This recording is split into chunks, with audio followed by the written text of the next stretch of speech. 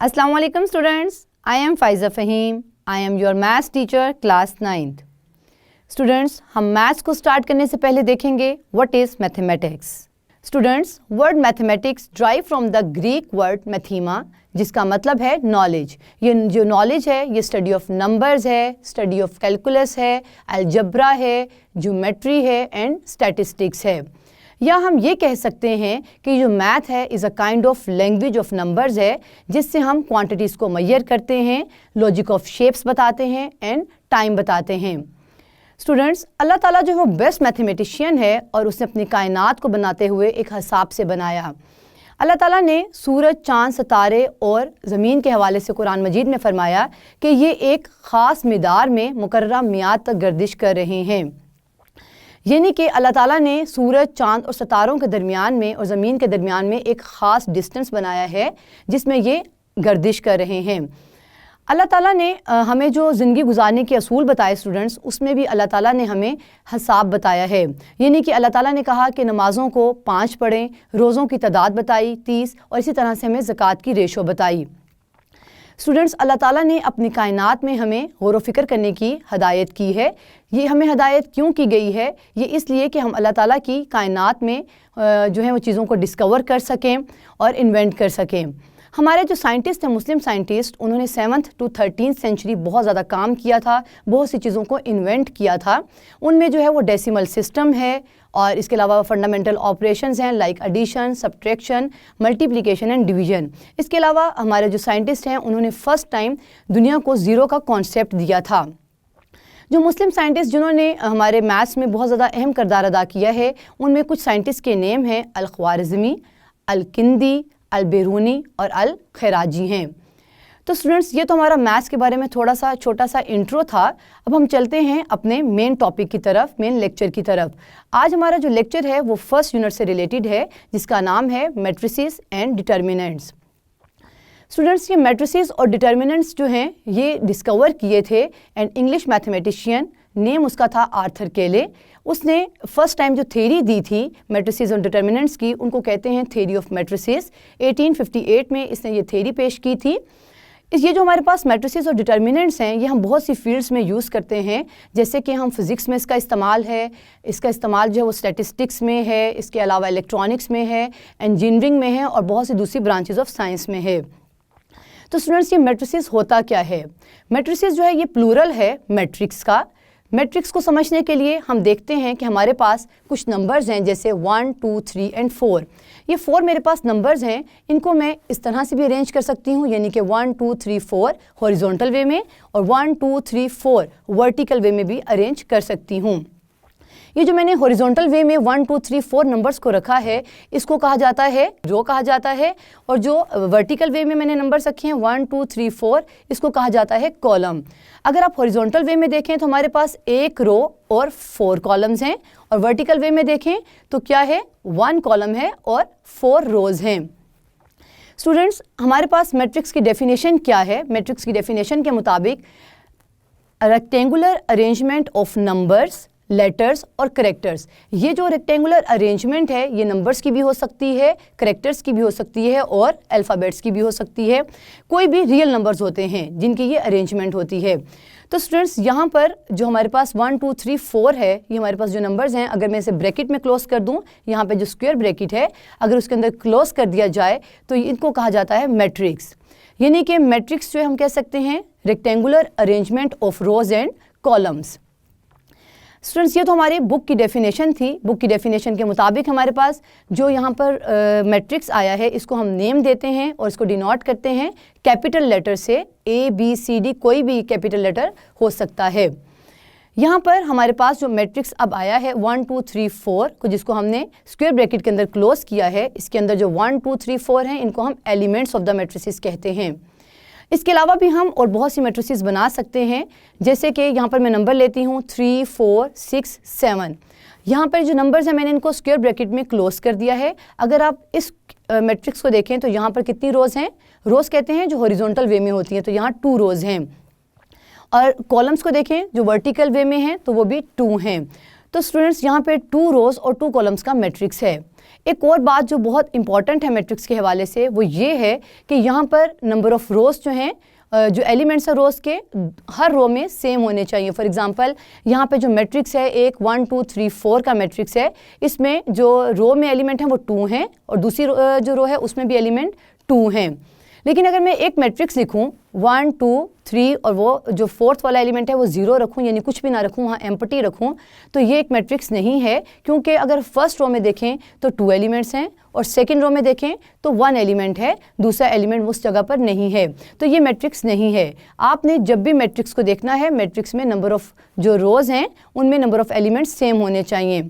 यानी कि अगर एक रो में 2 एलिमेंट हैं तो दूसरी रो में भी 2 एलिमेंट्स होने चाहिए। इसी तरह ही कॉलम्स के बारे में कहा जाता है कि कॉलम्स के भी जो एलिमेंट्स हैं वो सेम होने चाहिए। यानी कि अगर एक कॉलम में 2 एलिमेंट्स हैं तो सेकंड वाले कॉलम में भी 2 एलिमेंट्स होने चाहिए। स्टूडेंट्स, ये तो मैट्रिसेस के बारे में था। मैट्रिसेस जो हमारा एक्सरसाइज 1.1 है उसमें ऑर्डर ऑफ मैट्रिसेस और इक्वालिटी ऑफ मैट्रिसेस के बारे में पूछा गया है।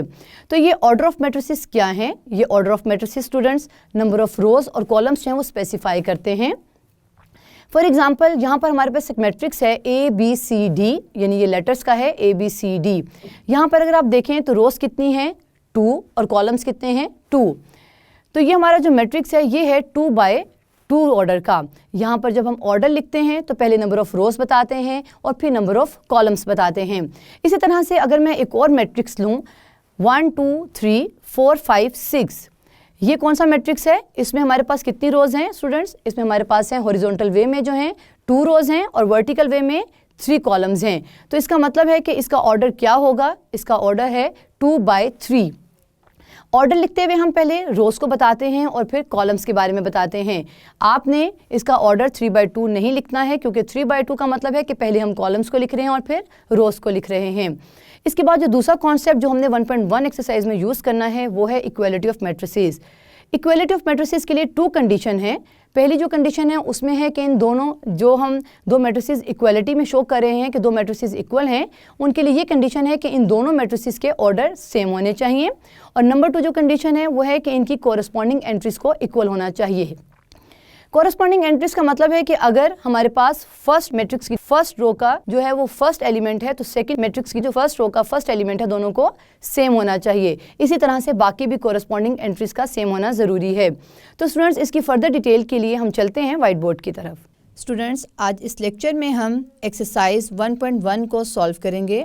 एक्सरसाइज 1.1 में हमने फर्स्ट जो क्वेश्चन है वो फाइंड आउट करना है ऑर्डर ऑफ अ मैट्रिक्स। तो हम सबसे पहले ये समझ लेते हैं कि ऑर्डर ऑफ अ मैट्रिक्स क्या होता है। तो स्टूडेंट्स, ये ऑर्डर ऑफ अ मैट्रिक्स जो है ये हमारी रोज़ और कॉलम्स जो हैं वो स्पेसिफाई करती हैं। हम यहाँ पर एक मैट्रिक्स को लेट करते हैं M। एक हमारे पास मैट्रिक्स है उसका नेम है M। उसकी एंट्रीज़ हैं 1 2 3 1 0 2। ये जो मैट्रिक्स है इसके अंदर हमारे पास 2 रोज़ और 3 कॉलम्स हैं। इनको हम यहाँ पर मेंशन करते हैं। ये हमारे पास है 1 रो और ये है सेकंड रो। रो 1 का नाम देते हैं इसको, रो 2 का। और यहाँ पर हमारे पास जो कॉलम्स हैं वो 3 हैं, उनको हम यहाँ पर हाईलाइट करेंगे। These are the columns, column 1, column 2 and column 3। तो स्टूडेंट्स, इस मैट्रिक्स में 2 रोज़ हैं और 3 कॉलम्स हैं। इट मीन्स कि इसका जो ऑर्डर है वो है 2 by 3। जब भी हम ऑर्डर लिखते हैं किसी भी मैट्रिक्स का तो पहले हम रोज़ को बताते हैं और फिर कॉलम्स को बताते हैं। तो यहाँ मैं लिख सकती हूँ order of matrix M, order of matrix M is 2 by 3। ये जो 2 है यहाँ पर ये नंबर ऑफ़ रोज़ हैं और जो 3 है ये नंबर ऑफ़ कॉलम्स हैं। हम इसको 2 by 3 को इस तरह से भी रिप्रेजेंट कर सकते हैं 2 क्रॉस 3। ये भी ऑर्डर को स्पेसिफाई करता है, यानी कि ऑर्डर को लिखने के 2 मेथड्स हैं, एक 2 by 3 और एक 2 by 3 क्रॉस के साथ। तो स्टूडेंट्स, ये हमने एग्जांपल ली थी 2 by 3 मैट्रिक्स की। अब हम एक और मैट्रिक्स लेते हैं और चेक करते हैं कि उसका ऑर्डर क्या है। फॉर एग्जांपल हम लेट करते हैं हमारे पास एक मैट्रिक्स N है। N is equal to, N के एलिमेंट्स हैं 1 2 3 -1 1 0, ये एंट्रीज कोई भी हो सकती हैं। हमने इस क्वेश्चन में सिर्फ ऑर्डर को बताना है कि हमारे मैट्रिक्स का ऑर्डर क्या है, इनको सॉल्व या कुछ और नहीं करना है। तो स्टूडेंट्स, ये हमारे पास जो मैट्रिक्स n है, यहाँ पर अगर हम देखें तो हमारे पास रोज़ और कॉलम्स क्या हैं। तो रो हमारे पास 1, जो हॉरिजॉन्टल वे में है इनको रोज़ कहते हैं, 2 एंड 3, रो 1, रो 2 एंड रो 3। और कॉलम्स को चेक करेंगे तो हमारे पास कॉलम्स हैं 1 2 एंड 3, यानी कि हमारे पास जो ऑर्डर है वो 3/3 का है, क्योंकि ऑर्डर में हम पहले रोज़ को बताते हैं और फिर कॉलम्स का बताते हैं। तो यहाँ मैं लिख सकती हूँ order of n, order of matrix n, खाली n भी लिख सकते हैं क्योंकि n जो है वो एक मैट्रिक्स का नेम है। Order of matrix n is 3 जो है वो रोज़ हैं बाय 3 और 3 कॉलम्स हैं। और इसको इस तरह से भी लिख सकते हैं 3 क्रॉस 3। आपकी बुक में जो है वो 3/3 की रिप्रेजेंटेशन है, वैसे जो है वो 3/3 भी इसको राइट करते हैं। स्टूडेंट्स, यहाँ हम एक और मैट्रिक्स को लेट कर सकते हैं जिसका ऑर्डर जो है वो 3/3 भी नहीं है, 2/3 भी नहीं है। तो देखते हैं, एक और मैट्रिक्स है हमारे पास P, उसको P का नाम दे सकते हैं। आप मैट्रिक्स को किसी भी लेटर से जो है वो रिप्रेजेंट कर सकते हैं। मैंने P मैट्रिक्स लेट किया है। P मैट्रिक्स है 1 2 3।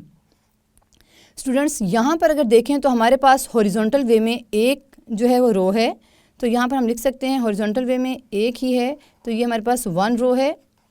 और अगर आप इसे वर्टिकल पोजीशन में देखें तो ये 3 हैं, यानी कि यहाँ पर 3 कॉलम्स हैं, C1 C2 और C3। इसका जो ऑर्डर है वो होगा 1/3, क्योंकि यहाँ पर रो 1 है और कॉलम्स 3 हैं। पहले हम रोज़ को लिखते हैं और फिर कॉलम्स को लिखते हैं ऑर्डर को लिखते हुए। तो यहाँ पर मैं लिखूँगी ऑर्डर ऑफ P इज़ 1/3। तो स्टूडेंट्स, ये हमने एग्जांपल्स जो हैं वो कुछ ऑर्डर ऑफ मैट्रिक्स की देखी हैं। अब हम एक्सरसाइज 1.1 का क्वेश्चन नंबर 1 सॉल्व करेंगे। एक्सरसाइज 1.1 का क्वेश्चन नंबर है find the order of the following matrices. तो क्वेश्चन नंबर 1 लिखते हैं। ऑर्डर बताना है हमने, हमारे पास एक मैट्रिक्स है A is equal to 2 3 -5 6। Order का मतलब है कि हमने नंबर ऑफ़ रोज़ और कॉलम्स बताने हैं। तो इस मैट्रिक्स में स्टूडेंट्स नंबर ऑफ़ रोज़ जो हैं हॉरिजॉन्टल वे में 2 हैं, ये है 1 रो और ये है 2 रो, यानी कि 2 रोज़ हैं। और जो कॉलम्स हैं वो वर्टिकल पोजीशंस में होते हैं। तो वर्टिकल पोजीशन में हमारे पास 2 कॉलम्स हैं, 1 एंड 2। क्वेश्चन नंबर 1 में सिर्फ हमने रोज़ और कॉलम्स का बताना है। तो हमारे पास यहाँ पर ऑर्डर ऑफ A है, यहाँ लिखेंगे, राइट करेंगे order of matrix A is 2/2, यानी कि 2 रोज़ और 2 कॉलम्स। इसको आप कभी इस तरह से भी देखेंगे 2/2 की फॉर्म में। तो अब हम करते हैं, क्वेश्चन नंबर 1 का A मैट्रिक्स है, अब क्वेश्चन नंबर 1 का B मैट्रिक्स है। B is equal to 2 0 3 5। ये हमारे पास एक मैट्रिक्स B है, क्वेश्चन नंबर 1 में गिवन है। इसकी रोज़, इसका ऑर्डर बताना है, यानी इसकी रोज़ और कॉलम्स को बताना है। तो इसकी B मैट्रिक्स की जो रोज़ हैं वो 2 हैं, क्योंकि हॉरिजॉन्टल वे में 2 हैं रोज़, 1 एंड 2। और कॉलम्स क्या हैं? कॉलम्स भी 2 हैं। हम यहाँ पे लिख लेते हैं, हमारे पास कॉलम्स भी 2 हैं, 1 कॉलम एंड 2 कॉलम। तो स्टूडेंट्स, यहाँ पर जो इसका ऑर्डर है वो 2/2 का ही है। ऑर्डर ऑफ B, यहाँ मैं लिखूँगी order of B matrix is 2/2। जो ये वाला 2 है ये रोज़ हैं और ये वाला जो 2 है ये कॉलम्स को रिप्रेजेंट कर रहा है। स्टूडेंट्स, हमारे पास एक C मैट्रिक्स है, C इज़ इक्वल टू 2 4। इसका ऑर्डर हमने बताना है, तो इसके ऑर्डर के हॉरिजॉन्टल वे में जो रो है वो 1 है, दिस इज़ 1 रो ओनली। और इस मैट्रिक्स की 2 कॉलम्स हैं, यानी कि वर्टिकल पोजीशन में 2 नंबर्स हैं, तो ये हम कह सकते हैं 2 कॉलम्स हैं, C1 और 2। हम इसका ऑर्डर लिखेंगे तो लिखेंगे order of matrix C is 1/2, यानी कि 1 जो है वो रोज़ हैं और 2 कॉलम्स हैं। अब हम बताएंगे ऑर्डर ऑफ डी मैट्रिक्स। हमारे क्वेश्चन नंबर 1 में गिवन है ये मैट्रिसेस। तो डी मैट्रिक्स है हमारे पास 4 0 6। ये जो हम मैट्रिसेस लिख रहे हैं स्टूडेंट्स, ये डिफरेंट टाइप्स ऑफ मैट्रिसेस हैं। इनके बारे में हम नेक्स्ट एक्सरसाइज में डिस्कस करेंगे। यहाँ इस वक्त हमने सिर्फ ऑर्डर ऑफ मैट्रिक्स बताना है। तो यहाँ पर हम देखते हैं कि हमारे पास डी मैट्रिक्स की कितनी रोज़ और कितने कॉलम्स हैं। तो यहाँ पर है 1 रो 2 रो एंड 3 रो, यानी कि हॉरिजॉन्टल वे में 3 एलिमेंट्स हैं, तो ये 3 रोज़ को रिप्रेजेंट कर रही हैं। और वर्टिकल वे में 1 जो है तो हम इसे कहेंगे 1 column. Order of D is, D matrix is लिखेंगे 3/1, यानी 3 रोज़ और 1 कॉलम। अब हम स्टूडेंट्स मैट्रिक्स ई का ऑर्डर फाइंड आउट कर लेते हैं। हमारे पास एक मैट्रिक्स ई है, A D B E C F। यहाँ पर हमने देखना है कि हमारे पास नंबर ऑफ़ रोज़ कितनी हैं और नंबर ऑफ़ कॉलम्स कितने हैं। तो यहाँ पर हमारे पास first row R1, second row R2 and third row है हमारे पास R3। हमारे पास नंबर ऑफ़ रोज़ कितनी है 1 2 एंड 3। अब हमने देखना है कि हमारे पास कॉलम्स कितने हैं। तो ये हमारे पास है एक कॉलम 1, इसको C1 का नाम देते हैं, और ये है कॉलम 2 C2, यानी कि यहाँ पर हमारे पास 3 रोज़ हैं और 2 कॉलम्स हैं। तो इसका ऑर्डर क्या होगा, order of E matrix is, पहले हम किसको लिखते हैं, पहले हम रोज़ को लिखते हैं और फिर हम कॉलम्स को लिखते हैं। तो इसकी रोज़ हैं 3 बाय कॉलम्स कितने हैं 2। इसका ऑर्डर कितना है ई मैट्रिक्स का 3/2। अब हम फाइंड आउट कर लेते हैं एफ मैट्रिक्स का ऑर्डर। एक मैट्रिक्स एफ है हमारे पास और यहाँ पर हमारे पास सिर्फ एक एलिमेंट है 2। यहाँ पर जो रो हैं वो भी 1 है और कॉलम भी 1 है। तो हम कह सकते हैं कि order of matrix F is 1/1। चलो जी, ऊपर नीचे नहीं हो रहा। अच्छा जी, अब हम स्टूडेंट्स फाइंड आउट करेंगे। चलो ये क्या हो गया है। अब हम स्टूडेंट्स फाइंड आउट करेंगे जी मैट्रिक्स का ऑर्डर। मैट्रिक्स जी हमारे पास है 2 3 0 1 2 3 एंड थर्ड इसकी रो है 2 4 5। हमने क्या फाइंड आउट करना है, ऑर्डर फाइंड आउट करना है। तो ऑर्डर में हम देखेंगे कि इसके पास रोज़ कितनी हैं और कॉलम्स कितने हैं। तो इस मैट्रिक्स के पास 1 रो 2 रो एंड 3 रोज़, 3 रोज़ हैं और 3 ही कॉलम्स हैं। 1 ये कॉलम्स हैं हमारे पास वर्टिकल वे में, 2 एंड 3। तो इसका ऑर्डर क्या होगा, हम लिख सकते हैं order of matrix G is 3/3, क्योंकि यहाँ पर 3 ही रोज़ हैं और 3 ही कॉलम्स हैं। तो ऑर्डर में हम पहले रोज़ लिखते हैं और फिर कॉलम्स लिखते हैं। तो 3/3 जो है वो ऑर्डर ऑफ जी है। अब हम एच मैट्रिक्स का ऑर्डर फाइंड आउट कर लेते हैं। अब हम लिखते हैं मैट्रिक्स एच। क्वेश्चन नंबर 1 में गिवन है matrix H is equal to 2 3 4 1 0 6। ये हमारे पास एक मैट्रिक्स है, इसका ऑर्डर बताना है। तो ऑर्डर के लिए हम पहले रोज़ देखेंगे और फिर कॉलम्स को देखेंगे।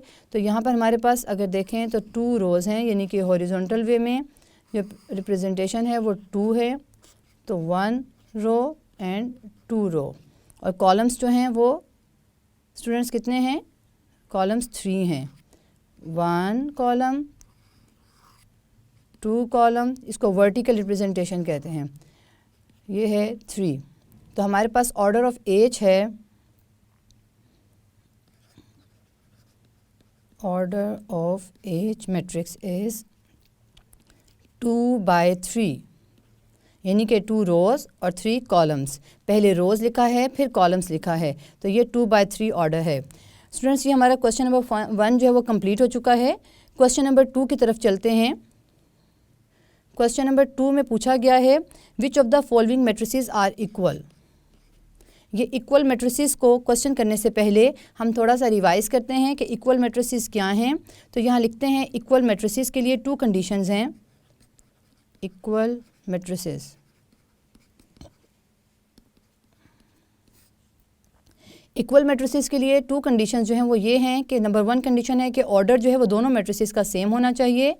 इक्वल मैट्रिसेस में स्टूडेंट्स दो हमारे पास मैट्रिसेस होंगी और हमने ये बताना होगा कि ये जो मैट्रिसेस हैं ये इक्वल हैं या नहीं इक्वल। तो इक्वल मैट्रिसेस के लिए जो दो कंडीशन हैं उसमें नंबर 1 कंडीशन है कि ऑर्डर ऑफ वन मैट्रिक्स या फर्स्ट मैट्रिक्स का वो इक्वल होना चाहिए ऑर्डर ऑफ सेकंड मैट्रिक्स, यानी कि जो हमारे पास दो मैट्रिसेस गिवन हैं उन दोनों के ऑर्डर जो हैं वो सेम होने चाहिए, ऑर्डर ऑफ सेकंड मैट्रिक्स। और नंबर 2 कंडीशन है कि अगर उन दोनों मैट्रिसेस की कॉरस्पॉन्डिंग एंट्रीज जो हैं वो सेम होंगी तो वो इक्वल मैट्रिसेस होंगी।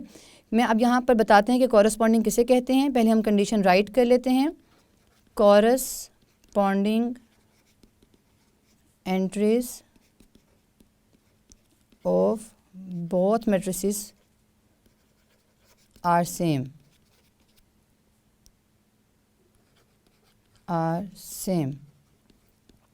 तो ऐसे मैट्रिसेस को हम इक्वल मैट्रिसेस कहते हैं। इक्वल मैट्रिसेस के लिए यहाँ पे मैं 2 मैट्रिसेस राइट करती हूँ और देखते हैं कि वो इक्वल हैं कि नहीं। तो यहाँ पर हम एग्जांपल ले लेते हैं। हमारे पास एक मैट्रिक्स है P इज़ इक्वल टू 2 3 -1 2 और एक मैट्रिक्स है Q इज़ इक्वल टू 2 3 4 -1 2 0। हमने ये चेक करना है कि जो मैट्रिक्स P है और मैट्रिक्स Q हैं ये दोनों इक्वल मैट्रिसेस हैं या नहीं। तो हम सबसे पहले इनकी फर्स्ट कंडीशन को देखेंगे। फर्स्ट कंडीशन है order of first matrix is equal to order of second matrix. Order का क्या मतलब है? नंबर ऑफ़ रोज़ और कॉलम्स का सेम होना। तो यहाँ पर पहले देखेंगे कि जो P मैट्रिक्स है उसका ऑर्डर क्या है, उसके नंबर ऑफ़ रोज़ और कॉलम्स क्या हैं। तो स्टूडेंट्स यहाँ पे जो P मैट्रिक्स है उसमें नंबर ऑफ़ जो रोज़ हैं वो 2 हैं, 1 और 2, और नंबर ऑफ़ कॉलम्स भी 2 हैं, यानी कि इसका ऑर्डर है 2/2 का। और अगर Q मैट्रिक्स को आप देखें तो Q मैट्रिक्स में नंबर ऑफ़ रोज़ 2 हैं और नंबर ऑफ़ कॉलम्स 3 हैं, यानी कि ये मैट्रिसेस इक्वल नहीं हो सकती क्योंकि इनमें फर्स्ट कंडीशन ही फुलफ़िल नहीं हो रही है। अगर हम सेकंड कंडीशन की बात करें जो कि कॉरस्पॉन्डिंग एंट्रीज़ हैं, तो कॉरस्पॉन्डिंग स्टूडेंट्स कहते हैं कि ये प्लेस है तो इसकी प्लेस पर ही Q कभी जो एंट्री होगी उसको कॉरस्पॉन्डिंग कहेंगे, यानी कि अगर ये 2 है तो इसकी कॉरस्पॉन्डिंग एंट्री Q के मैट्रिक्स में भी 2 है। और जो कॉरस्पॉन्डिंग एंट्री जो है सेकंड कॉलम की फर्स्ट एंट्री है वो 3 है। यहाँ पर भी सेकंड मैट्रिक्स की फर्स्ट एंट्री 3 है, लेकिन यहाँ पर थर्ड जो P मैट्रिक्स है वहाँ पर थर्ड कॉलम नहीं है, जबकि Q मैट्रिक्स में थर्ड कॉलम है। तो इसकी तो जो फर्स्ट कंडीशन है वही फुलफ़िल नहीं हो रही है।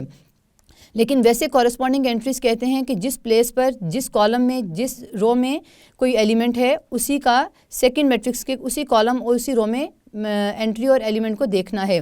तो यहाँ पर अगर -1 और 2 है तो सेकंड जो Q मैट्रिक्स है वो भी -1 और 2 है, लेकिन यहाँ पर ऑर्डर सेम नहीं है, जबकि एंट्रीज जो हैं वो फर्स्ट कॉलम और सेकंड कॉलम की दोनों मैट्रिसेस की सेम हैं। तो स्टूडेंट्स ये हमारे पास नॉट इक्वल मैट्रिसेस है क्योंकि फर्स्ट कंडीशन फुलफ़िल नहीं हो रही है। अब हम एक ऐसा मैट्रिक्स लेते हैं जो इक्वल मैट्रिक्स होगा। तो यहाँ पे एक मैट्रिक्स लेते हैं, उसका नाम है MN रख लेते हैं। M इज़ इक्वल टू 2 3 1 0 और एक मैट्रिक्स हमारे पास है N है 1 + 1 3 1 एंड 2 - 2। स्टूडेंट्स अगर हम ये देखें कि हमारा M मैट्रिक्स और N मैट्रिक्स जो वो इक्वल हैं कि नहीं, तो पहले हमने इसकी फर्स्ट कंडीशन को चेक करना है जो कि है ऑर्डर ऑफ मैट्रिसेस। तो सबसे पहले हम देखेंगे कि मैट्रिक्स M का जो ऑर्डर है वो क्या है, यानी इसमें नंबर ऑफ़ रोज़ और कॉलम्स क्या हैं। तो M मैट्रिक्स के नंबर ऑफ़ रोज़ हैं 1 2 और नंबर ऑफ़ कॉलम्स हैं 1 और 2, यानी कि ऑर्डर है 2/2। अगर हम N मैट्रिक्स को देखें तो इसमें भी नंबर ऑफ़ रोज़ हैं 1 और 2, 1 कॉलम एंड 2 कॉलम। तो स्टूडेंट्स इसका ऑर्डर भी बनता है 2/2। तो इट मीन्स कि फ़र्स्ट कंडीशन तो फुलफ़िल हो गई है। सेकंड कंडीशन के मुताबिक जो है इनकी एंट्रीज़ का भी सेम होना ज़रूरी है, कॉरस्पॉन्डिंग एंट्रीज़ का। तो कॉरस्पॉन्डिंग एंट्री M और N की हैं, मैं पहले मार्क कर लेते हैं और फिर चेक करते हैं कि कॉरस्पॉन्डिंग एंट्रीज़ जो हैं वो इक्वल हैं कि नहीं। तो स्टूडेंट्स यहाँ पर देखें तो फर्स्ट एंट्री जो है रो की फर्स्ट एंट्री एम मैट्रिक्स की 2 है और एन मैट्रिक्स की फर्स्ट एंट्री 1 + 1 यानी कि 2 है, सेम है। और सेकंड जो कॉलम की एम मैट्रिक्स के सेकंड कॉलम की जो फर्स्ट एंट्री है वो 3 है और इसी तरह से जो एन मैट्रिक्स के सेकंड कॉलम की फर्स्ट एंट्री है वो 3 है। इट मीन्स कि ये भी एंट्रीज सेम हैं, कॉरस्पॉन्डिंग एंट्रीज जो हैं। और जो एम मैट्रिक्स है उसकी फ़र्स्ट एंट्री सेकंड रो की फ़र्स्ट एंट्री है 1 और एन मैट्रिक्स की सेकंड रो की फ़र्स्ट एंट्री भी 1 है, तो इट मीन्स कि ये दोनों सेम हैं। इसी तरह से जो 0 और 2 - 2 0, तो ये दोनों सेम है, 2 - 2 0 होता है। तो ये इसका मतलब है एम और एन जो है वो इक्वल मैट्रिसेस हैं और इनको हम लिखते हैं इस तरह से शो करेंगे m = n। जबकि इस केस में हमारे पास p और q इक्वल नहीं थे, तो हम लिख सकते हैं p is not equal to q। Students, ये हमारे पास था इक्वल मैट्रिसेस का कॉन्सेप्ट। हम इससे रिलेटेड अब क्वेश्चन नंबर 2 को सॉल्व करते हैं। क्वेश्चन नंबर 2 की तरफ चलते हैं। तो क्वेश्चन नंबर 2 है, क्वेश्चन नंबर 2 में कहता है which of the following matrices are equal. और हमारे पास जो है वो काफ़ी मैट्रिसेस गिवन हैं। हम 1 बाय 1 देखते हैं कि कौन सी मैट्रिक्स किस मैट्रिक्स के इक्वल है। तो यहाँ पर हमारे पास एक मैट्रिक्स है A इज़ इक्वल टू 3। ये एक्सरसाइज 1.1 के क्वेश्चन नंबर 2 में मैट्रिसेस गिवन है। क्वेश्चन नंबर 2 के मुताबिक A जो है मैट्रिक्स जो है वो 3 के इक्वल है। अगर इसके इक्वल मैट्रिसेस देखना हो तो यहाँ पर एक मैट्रिक्स है C is equal to 5 - 2।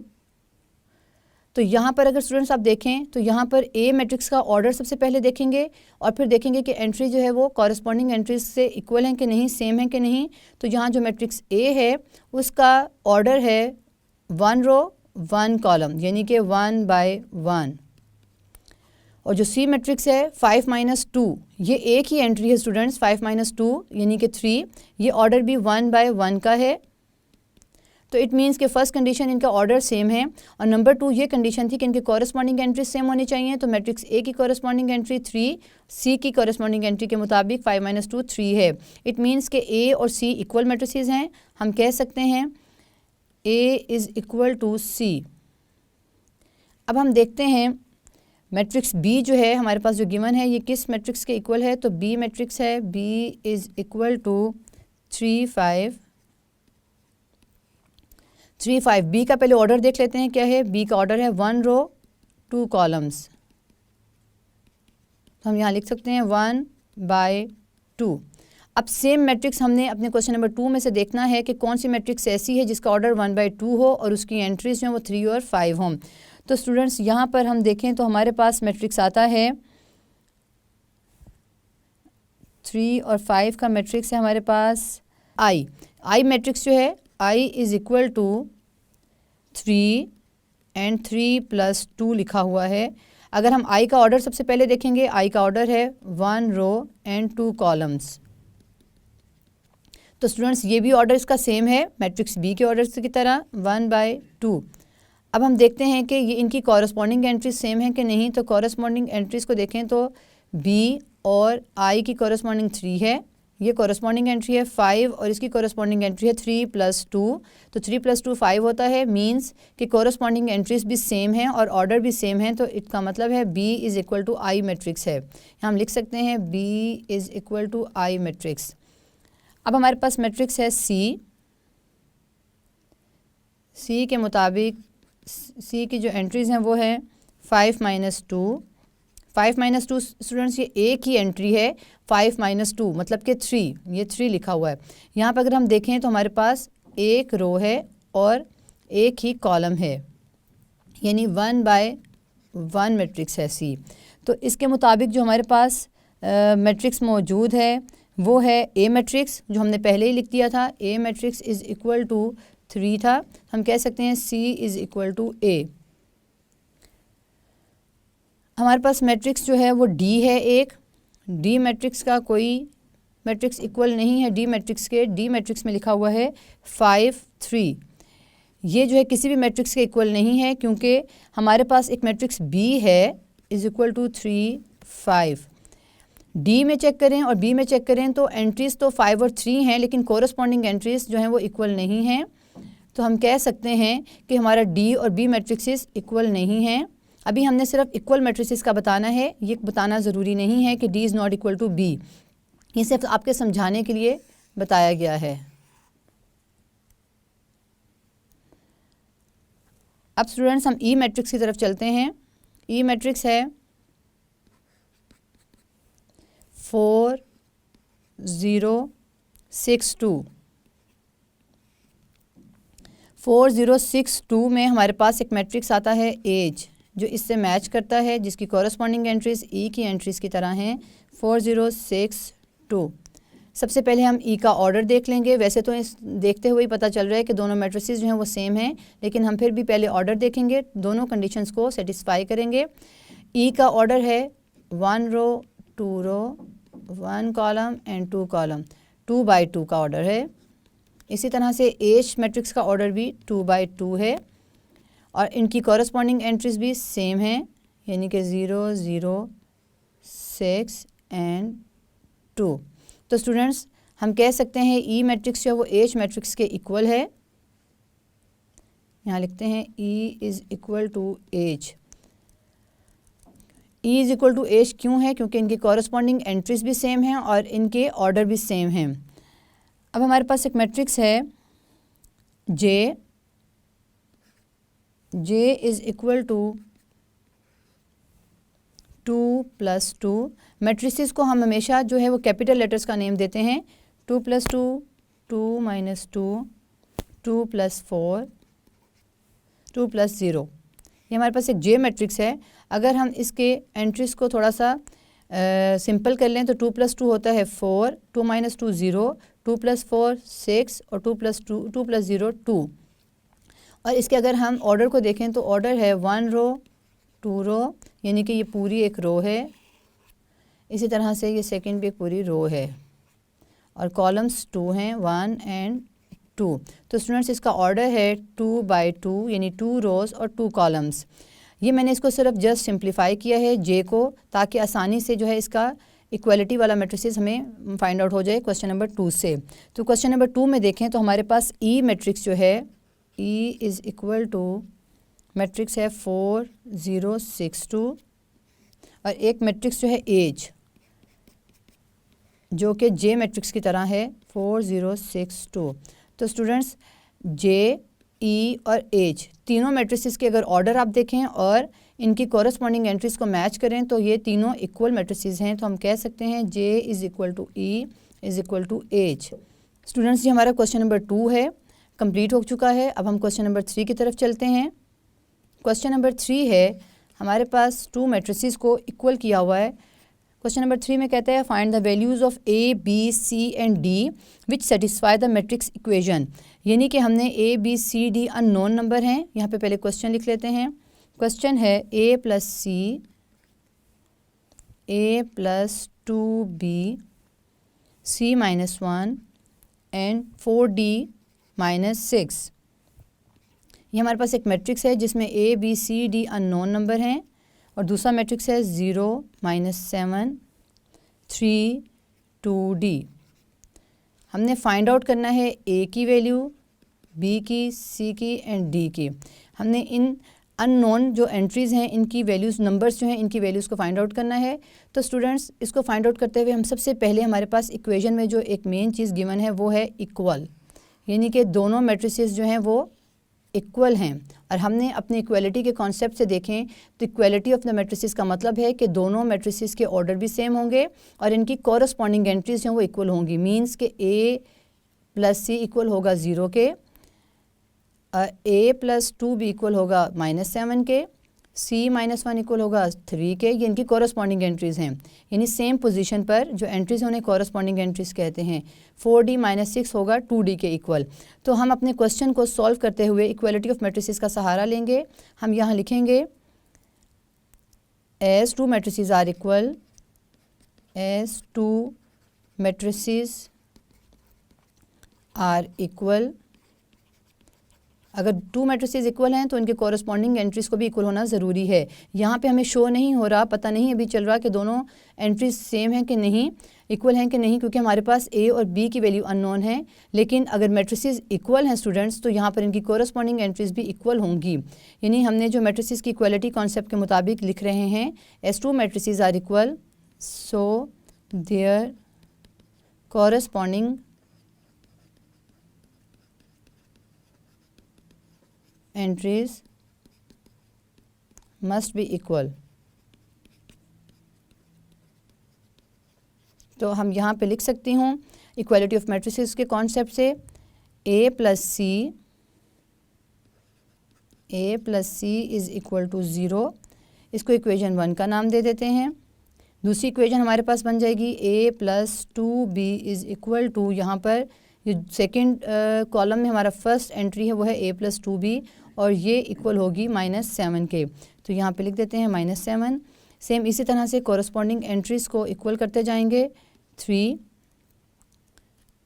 4d minus 6 is equal to 2d। यहाँ पे हमारे पास 4 जो हैं इक्वेशंस आ गई हैं। इन इक्वेशंस की मदद से हमने a, b, c, d की वैल्यू को फाइंड आउट करना है। स्टूडेंट्स यहाँ पर अगर आप फर्स्ट इक्वेशन को देखें तो वो है a plus C is equal to 0, यानी a भी अननोन है और c भी अननोन है, तो हम इसको फाइंड आउट नहीं कर सकते अभी। अगर सेकेंड इक्वेशन में देखें तो वो है a प्लस 2b, यानी कि a भी अननोन है और b भी अननोन है, तो हम इसको भी इक्वेशन को भी यूज़ नहीं कर सकते। अगर आप इक्वेशन 3 को देखें तो वो है c minus 1 is equal to 3, यानी इसमें सिर्फ एक जो है वो नंबर यूज़ हुआ है जो अननोन है। स्टूडेंट्स फ्रॉम इक्वेशन 3 हम यहाँ पे राइट करेंगे और इक्वेशन 3 को सॉल्व करेंगे। फ्रॉम इक्वेशन 3 के मुताबिक है c minus 1 is equal to 3। तो इसको सॉल्व कर लेते हैं और c की वैल्यू को फाइंड आउट कर लेते हैं। c इज़ इक्वल टू -3, यहाँ पे माइनस हो रहा है, दूसरी साइड पे जाकर प्लस हो जाएगा। 3 + 1 तो आ गया 3 + 1 4, ये हमारे पास है c की वैल्यू। अब इसी तरह से हम इक्वेशन 4 को फाइंड आउट करेंगे, क्योंकि इक्वेशन 4 में भी सिर्फ एक नंबर जो है वो अननोन है। तो फ्रॉम इक्वेशन 4 हम यहाँ लिखते हैं फ्रॉम इक्वेशन 4 इक्वेशन है 4d minus 6 is equal to 2d। इस इक्वेशन को सॉल्व करते हैं तो हमारे पास आता है 4d। एक जैसे जो सेम नंबर है उनको हम एक साइड पे रख लेंगे। 4d minus 2d is equal to, यहाँ 6 माइनस है, दूसरी साइड पे जाकर पॉजिटिव हो जाएगा। तो 4d plus minus minus 4 minus 2, सिर्फ हमने 4 और 2 को माइनस करना है, d एज इट इज़ लिखेंगे। 4 माइनस 2 2d साथ में आ गया इज़ इक्वल टू 6। तो यहाँ पर d को फाइंड आउट करना है, d को एक साइड पे रहने देंगे, 2 को दूसरी साइड पे जाकर डिवाइड कर देंगे, क्योंकि d के साथ 2 मल्टीप्लाई है तो 2 यहाँ पर आके डिवाइड हो गया। 2 3 द 6, तो d की वैल्यू आ गई 3। d is equal to 3। ये अननोन नंबर 2 जो है हमने फाइंड आउट कर लिए हैं। अब हमारे पास 2 अननोन नंबर a और b हैं। a और b को फाइंड आउट करने के लिए हम सबसे पहले इक्वेशन 1 को लेते हैं, क्योंकि इक्वेशन 1 में a plus C is equal to 0 है। a हमारे पास अननोन है, c अब हमारे पास वैल्यू फाइंड आउट हो गई है। c की वैल्यू थी 4, a plus C is equal to 0 में हम इसकी वैल्यू को पुट करेंगे। फ्रॉम इक्वेशन 1 यहाँ लिखेंगे for equation 1 from equation 1 a plus C is equal to 0, यानी कि a की वैल्यू को पुट करते हैं, a की वैल्यू को फाइंड आउट करते हैं। प्लस c की वैल्यू पुट की 4 थी इज़ इक्वल टू 0, जो हमने फाइंड आउट की थी c की वैल्यू, ये वो 4 वैल्यू है। तो a इज़ इक्वल टू, यहाँ प्लस 4 है, वहाँ दूसरी साइड पे जाकर -4 हो जाएगा। तो a हमारे पास आ गया a इज़ इक्वल टू -4। इसको हम बंद कर लेते हैं एक रेक्टेंगल में, ताकि हमें ढूंढने में आसानी हो। अब हम फाइंड आउट करेंगे इक्वेशन 2 से। हम यहाँ पहले लिखते हैं फ्रॉम इक्वेशन 2। अब हमारे पास सिर्फ एक अननोन नंबर है जो कि b है। फ्रॉम इक्वेशन 2, इक्वेशन 2 थी a plus 2b is equal to -7, a plus 2b is equal to -7। तो स्टूडेंट्स यहाँ पर हमने इस इक्वेशन में वैल्यू पुट करनी है a की और फिर b फाइंड आउट करना है। a की वैल्यू आई है -4 plus 2b as it is लिखेंगे, -7 वैसे ही लिखेंगे। अब हमने फाइंड क्या करना है b, तो 2b एक साइड पे रहेगा, -4 दूसरी साइड पे जाकर प्लस हो जाएगा, -7 प्लस 4। इसको सॉल्व कर लेते हैं तो plus minus minus, -7 plus 3 -3, sign minus का यूज़ किया है क्योंकि ग्रेटर वैल्यू का साइन माइनस है। b के साथ 2 मल्टीप्लाई है, दूसरी साइड पे लेके जाएंगे तो डिवाइड हो जाएगा, क्योंकि हमें सिर्फ b की वैल्यू चाहिए, 2b की वैल्यू नहीं चाहिए। तो b आ गया हमारे पास -3/2। इसको भी एक प्यारे से बॉक्स में बंद कर देते हैं। तो ये आता है b इज इक्वल टू -3/2। तो स्टूडेंट्स हमने चारों अननोन नंबर्स की वैल्यूज़ को फाइंड आउट कर लिया है। यहाँ मैं लिखती हूँ, यहाँ पर वैल्यू लिखने लगी हूँ। रिजल्ट में हमारे पास जो आई हैं वो आया है result a is equal to -4, b is equal to -3/2, c is equal to 4 and d is equal to d क्या वैल्यू आई थी हमारे पास 3। तो d को यहाँ लिखते हैं 3। स्टूडेंट्स अगर आप ये चेक करना चाहें कि हमारी वैल्यूज़ हैं वो ठीक हैं कि नहीं, तो आप इन्हें इक्वेशंस में पुट करके देख सकते हैं। मैं एक इक्वेशन में पुट करके वैल्यू को चेक कर लेती हूँ। अगर मैं यहाँ पर एक इक्वेशन लेती हूँ, या यहाँ लिखते हैं चेक, ये हम चेक कर रहे हैं, ये क्वेश्चन का पार्ट नहीं है। चेक करते हुए अगर मैं यहाँ पर लिखूँ c - 1 इज़ इक्वल टू 3, तो चेक करते हैं c की वैल्यू आई थी हमारे पास 4 - 1, तो आंसर इज़ 3। इट मीन्स कि हमारी ये जो c की वैल्यू है ये 4, ये करेक्ट है। इसी तरह से आप बाकी इक्वेशंस में भी पुट करके वैल्यूज़ को फाइंड आउट कर सकते हैं। एक और इक्वेशन में वैल्यू पुट करके देख लेते हैं कि आंसर ठीक है कि नहीं। तो a + 2b एक इक्वेशन थी हमारे पास, इसमें a की वैल्यू है हमारे पास -4 + 2b की वैल्यू आई है -3/2। तो स्टूडेंट्स अगर आप इसको देखें, सॉल्व करते हैं तो हमारे पास -7 आना चाहिए। 2 से कैंसिल आउट हो गया, माइनस प्लस -3, तो आंसर इज़ -7। इट मीन्स कि हमारी a और b की वैल्यू भी करेक्ट है। स्टूडेंट्स यहाँ पे हमारी एक्सरसाइज 1.1 कंप्लीट होती है। नेक्स्ट लेक्चर में हम एक्सरसाइज 1.2 स्टार्ट करेंगे। स्टूडेंट्स आज इस लेक्चर में हमने एक्सरसाइज 1.1 को कंप्लीट किया, जिसमें हमने ऑर्डर ऑफ मैट्रिसेस और इक्वलिटी ऑफ मैट्रिसेस से रिलेटेड क्वेश्चंस को सॉल्व किया। नेक्स्ट लेक्चर में हम टाइप्स ऑफ मैट्रिसेस से रिलेटेड एक्सरसाइज को सॉल्व करेंगे। See you again in next lecture.